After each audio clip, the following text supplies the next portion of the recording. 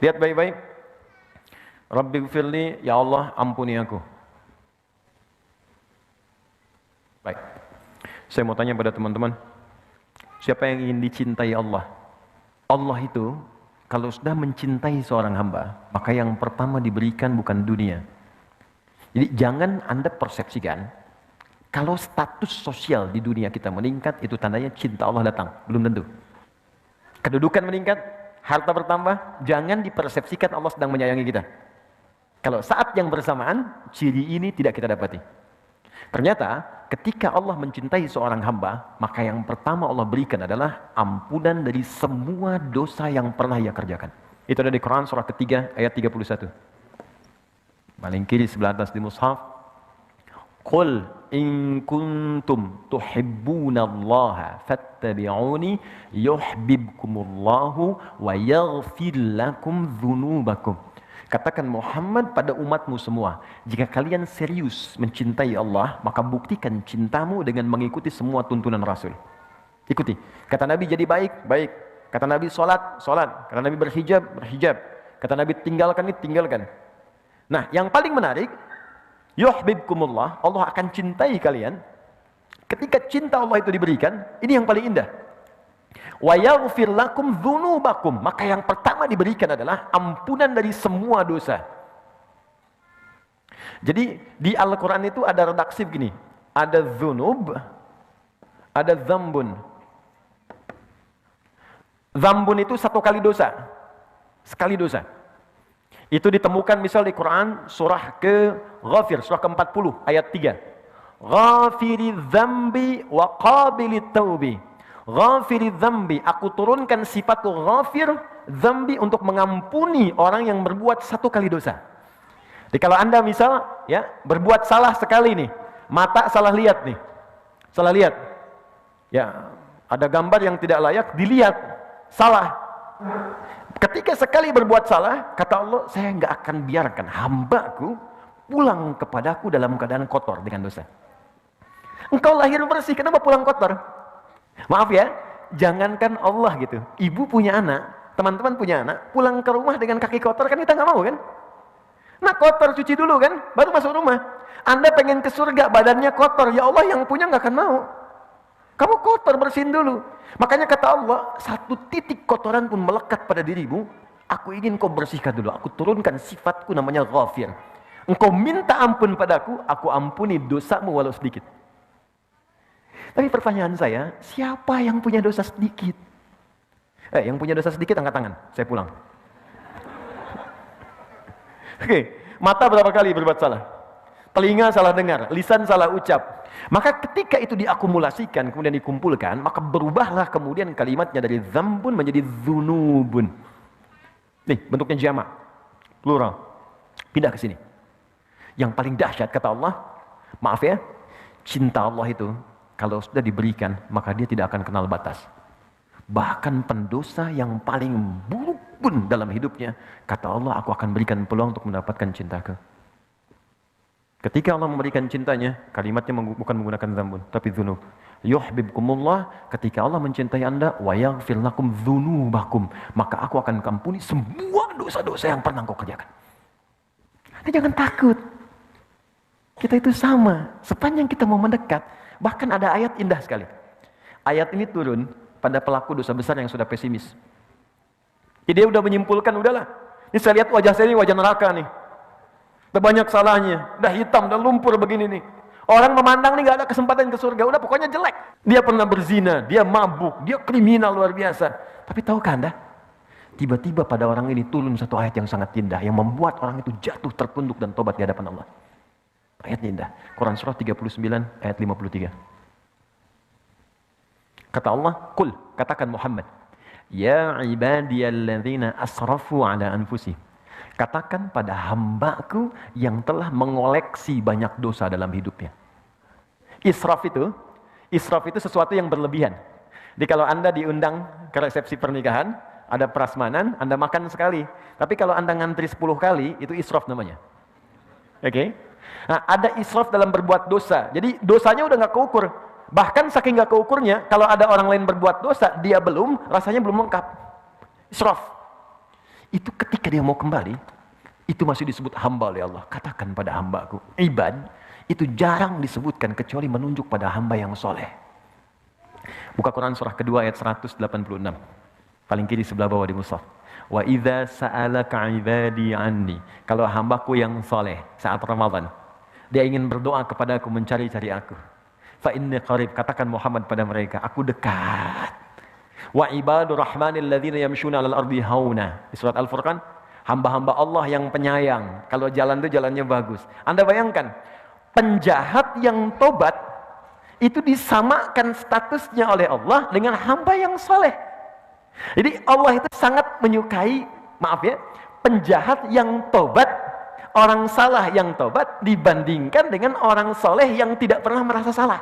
Di ketika Anda berbuat dosa sebanyak apapun kata Allah, dan Anda ingin tobat, apa kalimatnya? La taqnatu min rahmatillah. Kamu jangan putus asa dari pelaku maksiat yang paling tinggi pun ingin bertobat, langsung disebut dengan kalimat ibad. Qul ya ibadiyalladzina asrafu. Katakan hambaku sini. Kamu mau tobat? Jangan putus asa dari rahmatku. Innallaha, teruskan ayatnya, innallaha yaghfiru dzunuba jami'a. Allah akan mengampuni semua dosa-dosa yang pernah kau kerjakan. Jadi maksud saya gini, kalau Allah sudah tawarkan sifat yang sempurna ini, Anda belum bertobat juga, Anda butuh apa lagi untuk berubah? Anda akan wafat. Lihatlah ke cermin, kamu akan wafat. Innaka mayyitun fa innahu mayyitun. Kamu wafat, sesuatu kamu akan pulang. Masa pulang dalam keadaan kotor? Apa nggak malu kamu lahirnya bersih, pulangnya kotor? Dan itu dibuka di hadapan Allah semua. Nah, poinnya adalah ketika Allah mencintai seorang hamba, maka dia akan mendapatkan ampunan dari dosa. Yang paling menarik, fokus baik-baik. Yang paling menarik, artinya kalau ada seseorang yang diampuni dosanya oleh Allah, maka dia sudah mendapatkan cinta Allah Subhanahu wa taala. Fokus dari sini. Satu. Kata ini, Rabbighfirli adalah kalimat permintaan kepada Allah untuk memohon supaya dosa-dosa kita diampuni oleh Allah Subhanahu wa taala. Kalimat pengampunannya wa yaghfir lakum dzunubakum. Ketika kita memohon untuk diampuni, robah kalimat ini ke bentuk permintaan. Ighfir, Rabbighfirli. Ya Allah, ampuni dosaku. Ketika Anda meminta, persamaan terbaliknya, ketika Anda meminta diampuni dosa, saat bersamaan, bukankah Anda meminta dicintai oleh Allah? Karena orang yang diampuni dosa, persamaan terbaliknya akan mendapatkan cinta Allah. Jelas? Oke, sekarang kenapa kalimat ini boleh disebutkan tanpa menyebutkan kalimat yang lainnya? Rabbighfirli, Rabbighfirli. Jadi teman-teman kalau sedang buru-buru, misal, maaf ya, sedang jamak qashar, atau sedang di perjalanan, itu ketika duduk di antara dua sujud, Anda tidak harus menyempurnakan semuanya. Boleh cuman baca ini 2 kali diulang. Rabbighfirli, Rabbighfirli.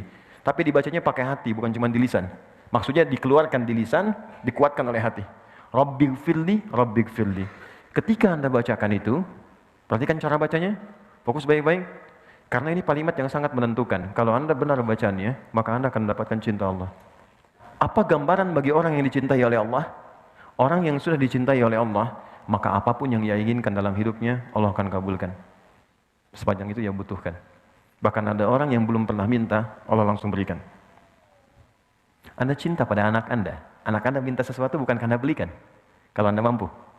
Anda dicintai Allah, apa yang mustahil bagi Allah untuk diberikan pada kita? Ya, jadi kalau kita benar-benar minta ampun yang serius, itu cinta ini akan turun, dan cinta itu persamaannya pemberian. Pasti orang yang mencintai objek tertentu pasti akan memberikan apa yang ia inginkan. Pemberian. Anda cinta istri Anda atau suami Anda, maka Anda akan persembahkan yang terbaik. Masak yang paling enak, berikan hadiah yang paling bagus, anak-anak disayang dengan baik, gitu kan? Allah mencintai kita, maka apapun yang kita minta pasti diberi. Selama itu kita butuhkan. Makanya ada di antara orang soleh yang dalam hidupnya selalu mengucapkan kalimat ini, istighfar, supaya mendapatkan cinta Allah. Tapi kalimat ini, itu bukan kalimat yang sekedar diucapkan di lisan, bukan. Kalimat yang disertai dengan penghayatan pada jiwa. Untuk mendapatkan cinta, karena cinta itu muaranya hati, ke jiwa. Lihat sini, fokus. Ya Allah, ampuni saya. Berarti minta apa? Minta ampun. Kalau minta ampun berarti ada yang apa? Yang salah kan? Kalau salah berarti apa? Dosa kan? Oke, sekarang kalau kita sudah paham ini, artinya kita minta ampun karena merasa salah. Mustahil orang minta ampun kalau nggak ada salah. Anak Anda nggak akan minta maaf pada orang tuanya kalau nggak ada kesalahan. Istri nggak akan minta maaf pada suami atau sebaliknya kalau nggak ada salah. Maka kita pun ketika mengatakan Rabbighfirli, ya Allah ampuni saya, karena kita merasa salah. Karena itulah kata para pakar fikih, ahli fikih fuqaha, ketika Anda mengucapkan kalimat Rabbighfirli, maka sertakan di hati kita, rasakan kesalahan apa yang pernah diperbuat sampai duduk di antara dua sujud itu. Bukankah Anda tadi berjanji untuk patuh dalam sujud? Saya patuh, mata saya akan melihat yang baik. Ternyata ketika sudah selesai sholat, mata melihat yang tidak baik. Telinga akan mendengar yang baik. Ternyata telinga salah dengar kan? Salah enggak? Salah kan? Makanya ketika bangkit itu, Anda katakan Rabbighfirli, Rabbighfirli. Mohon izin, maaf sekali kalau kalimat ini kurang menyenangkan. Ketika Anda katakan Rabbighfirli, segera rasakan kesalahan apa yang pernah dikerjakan dari ujung kepala sampai ujung kaki. Mata pernah salah lihat apa? Telinga salah dengar apa? Sampai ke ujung kaki. Kalau itu bisa diucapkan dengan benar, satu kalimat ini saja, itu sudah bisa mendatangkan cinta Allah Subhanahu wa Ta'ala. Kalau cinta Allah sudah diberikan kepada kita, maka yang 7 akan otomatis mengikuti. Warhamni akan disayang Allah. Wajburni akan dijaga dari orang yang mengganggu. Maaf, kata Al-Quran, orang yang berkarir itu tidak akan selamanya mulus. Kadang di atas, kadang di bawah. Kadang ada gangguan, kadang yang iseng. Maka Allah turunkan sifatnya, namanya Al-Jabbar, untuk melindungi hambanya yang dijahili oleh orang lain dalam aktivitasnya. Cara meminta perlindungannya, wajburni. Warfa'ni, diangkat derajat. Di apapun profesi Anda, pebisnis yang paling tinggi. Ya, kedudukan yang paling tinggi, yang baik. Kemudian teruskan, ada kalimat warzukni, rizki. Rizki itu jangan diartikan dengan uang semata, tidak. Kesehatan rizki. Anda sehat, rizki. Pilih mana? Kaya tapi sakit, atau miskin tapi sehat. Nah, berarti kan sehat itu penting kan? Ya, ketenangan itu rizki. Tenangan rizki, sama aja. Pilih mana? Kaya tapi gelisah, atau miskin tapi tenang. Berarti ketenangan itu rizki. Ya, kekayaan yang menghadirkan kegelisahan, berarti tidak menikmati kekayaan itu. Makanya pencuri itu sebetulnya nggak kaya. Karena setiap dia mencuri, hatinya gelisah. Koruptor itu nggak kaya, karena setiap dia ngambil, itu gelisah jiwanya. Dan ketika gelisah itu, berarti dia masih miskin. Karena dia membutuhkan sesuatu yang nggak dia dapatkan. Ayo, teruskan. Warzukni. Kemudian, wahdini. Berikan hidayah. Hidayah itu segala hal yang baik dalam hidup. Kalau orang sudah diampuni dosanya oleh Allah, yang ini datang seketika. Wa'afini, sehatkan aku. Jauhkan dari penyakit-penyakit yang merusak, mengganggu untuk ibadah. Wa'afu anni, maafkan aku. Kenapa ini menjadi tambahan? Karena sudah tercakup di sini. Tapi kalau mau dispesifikan, disebutkan nggak ada masalah. Jelas ya? Kapan ini diberikan? Kalau sujudnya sempurna.